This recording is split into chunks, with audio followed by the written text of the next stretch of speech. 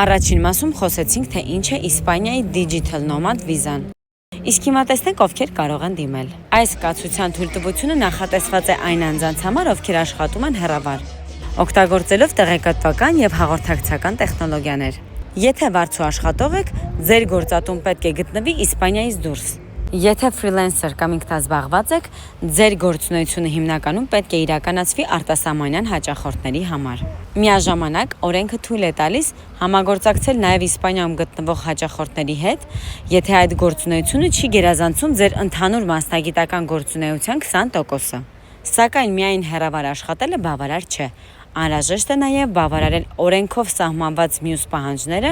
այդ թվում եկամտի, մասնագիտական փորձի կամ կրթության, ինչպես նաև պահանջվող փաստաթղթերի վերաբերյալ։